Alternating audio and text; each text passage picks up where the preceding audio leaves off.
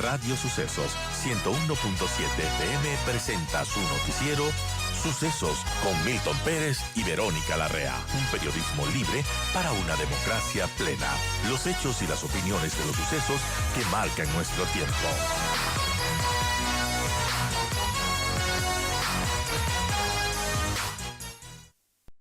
Hola, a ver amigos, gracias por seguir con nosotros. Yo saludo a Alan Catey para hablar de dos temas importantes que van a ocurrir o que están ocurriendo en el mundo por estos días. El domingo hay elecciones en Venezuela y las encuestas hablan de que Maduro podría ser derrotado. Hay una encuesta, por ejemplo, que da la ventaja al opositor Edmundo González con el 59% sobre el 33% de Maduro. Otra encuesta de ORC Consultores dan a González un 59% de intención de voto y a Maduro un 12%. Podría ser la primera gran derrota del chavismo luego del 2007, cuando Chávez perdió un referéndum. Hola, Alan. ¿Es posible que el chavismo pierda y es más posible que el chavismo acepte su derrota? Buen día. Buen día, Milton. Buen día, Verónica. Qué gusto. Bueno, realmente la situación en Venezuela es una situación que no admite una lectura fácil. Las declaraciones últimas que realizó Chávez hace unos días, hablando de un baño de sangre, si es que él no ganaba la elección, de una guerra civil, si es que él no ganaba la elección, no es un exabrupto. O sea, no es una cuestión de la emoción del momento, ni que de pronto se le ocurrió y se le chispoteó, como se dice vulgarmente, sino que es una declaración constante y regular de parte del régimen. En el año pasado, Diosdado Cabello, en el mes de junio, declaró expresamente que ni de buenas ni de malas ellos abandonarán el poder. El general Padrino, que es el jefe de las Fuerzas Armadas venezolanas, en el 2020 igualmente dijo que en ninguna circunstancia, mientras existan las Fuerzas Armadas bolivarianas, la oposición podrá acceder al poder político. Es decir, estamos hablando de una línea muy clara y definida por parte de los principales jerarcas del chavismo que establecen cuáles son los marcos dentro de los cuales van a actuar. ¿Qué ha sucedido ahora? El deterioro del gobierno chavista, del gobierno madurista, es abrumador. El fracaso absoluto del gobierno bolivariano venezolano es una tragedia latinoamericana. Vemos que hay 8 millones de venezolanos que han sido, en efecto, expulsados de su país por el fracaso de ya ni siquiera podemos hablar de un proyecto ideológico, porque esto se convirtió, lamentablemente, en un proyecto delictivo. Entonces, ante esta situación, la realidad interna de Venezuela es dramática y lo que esas encuestas reflejan es, creería yo, el mínimo de lo que se puede esperar. Ahora, esas encuestas, hablando de la migración, Alan, también prevén que si es que el chavismo sigue en el poder, hay un 15% de ciudadanos que dijo que se iría del país. Es decir, al 20% actual de migración podría aumentarse un 15% más.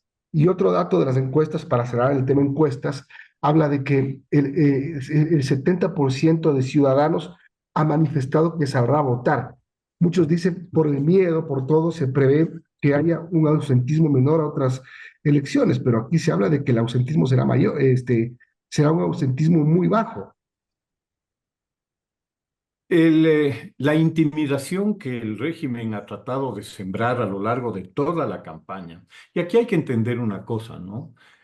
Un fraude electoral no es simplemente el paquetazo, como se lo conoce habitualmente, es decir, la metida de votos extras en las ánforas para de esa manera desvirtuar la voluntad popular.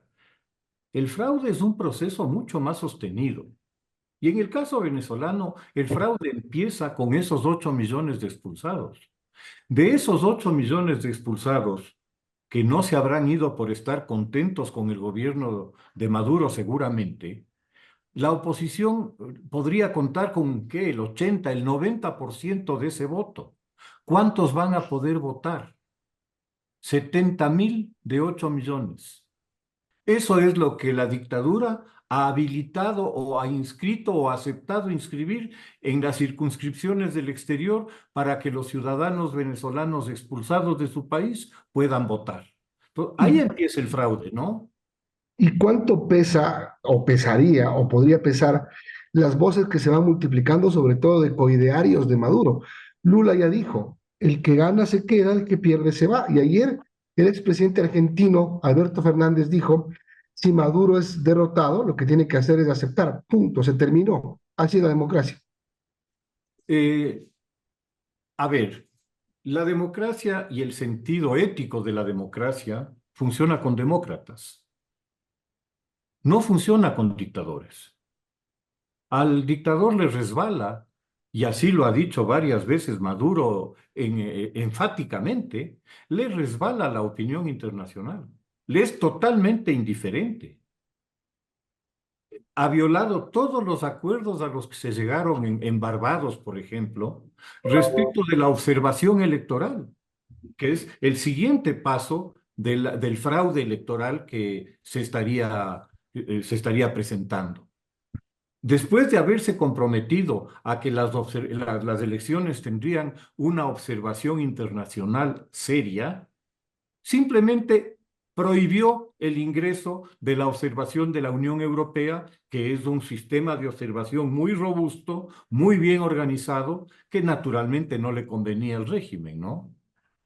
Y siguiendo con el fraude, las inhabilitaciones a los candidatos. La señora Machado obtiene el 92% de apoyo en las primarias internas que se celebran para elegir el candidato de la oposición. ¿Y qué hace el gobierno? La inhabilita nomás. Claro. Inhabilita a la segunda persona que se designa, la señora Corina Lloris. No sé si por llamarse Corina habrá alguna particular obsesión del régimen, pero a ella también la excluyen. Y ante el ridículo internacional en el que cae el gobierno venezolano, se ven obligados a aceptar la candidatura de González, que como es una figura no muy conocida, un diplomático que no ha tenido participación política, suponían que no iba a tener ningún peso, pero no se dieron cuenta del increíble arrastre popular que tiene en este momento María Corina Machado. Y esto es lo que alteró el tablero. Un poco esta es la secuencia del fraude, y el anuncio que hizo Maduro respecto del baño de sangre no es más que una ratificación de que el día domingo o el día domingo en la noche, él se va a proclamar ganador. Y si la oposición sale a protestar ante esto, él va a dar bala.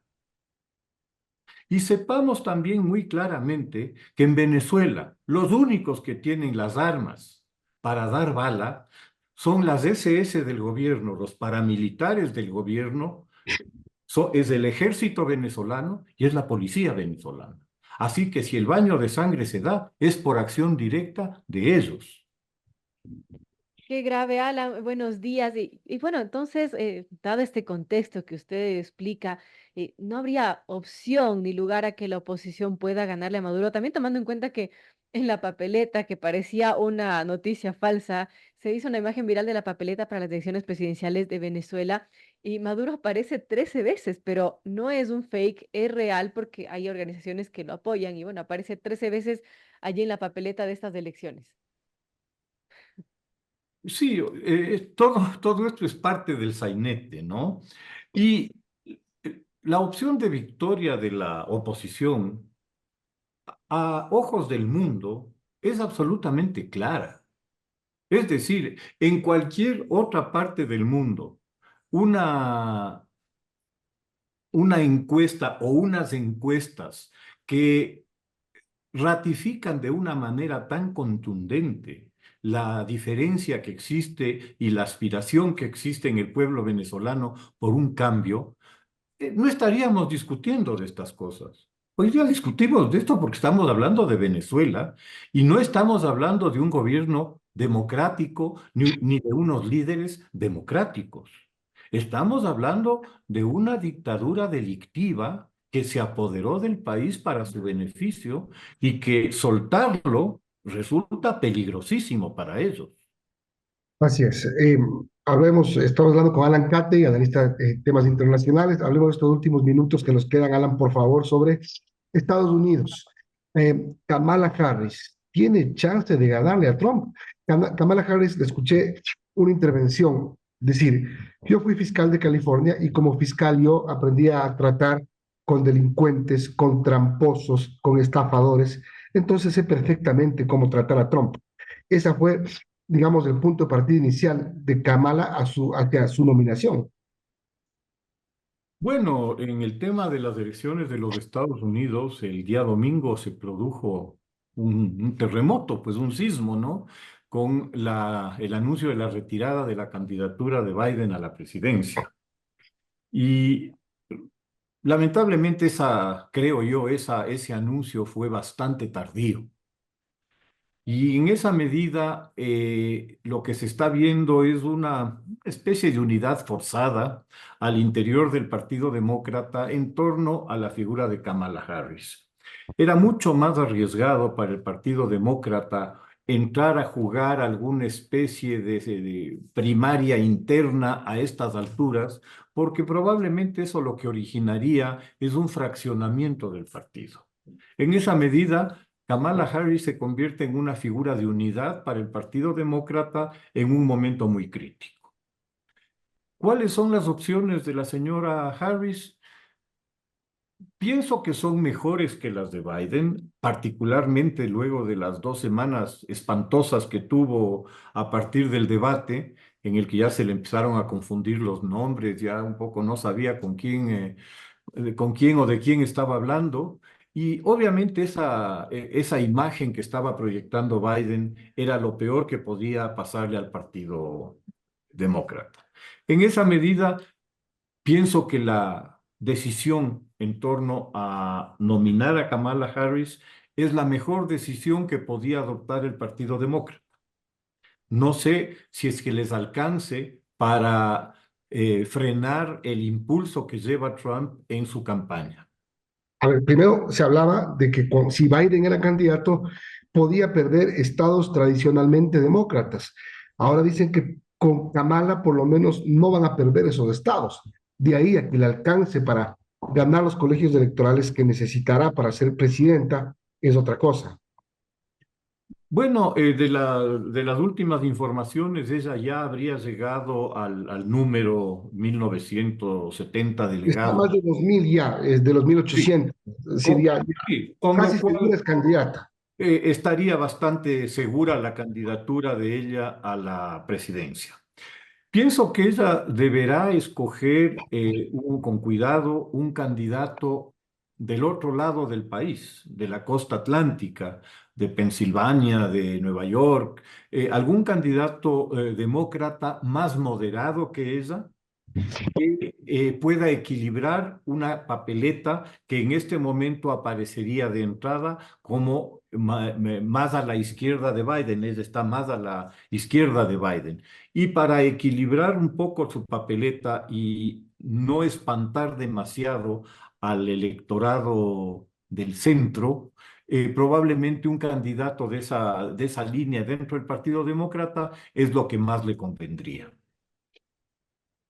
Bueno, mucho todavía por esperar de estas elecciones de los Estados Unidos que serán en noviembre, así que seguiremos conversando. Gracias, Alan. Son las 9:01. Milton, tenemos que despedirnos. Así es, despedimos a Alan Kate y le agradecemos como siempre por haber conversado con nosotros. La próxima semana ya sabremos qué pasa en Venezuela, podemos volver a conversar. Un abrazo, Alan. Amigos, nos despedimos. Buen día. Gracias, Wilson. Chao, Vero. Chao, gracias, Alan. Amigos, nos despedimos, Milton. Así es, tengan buen día.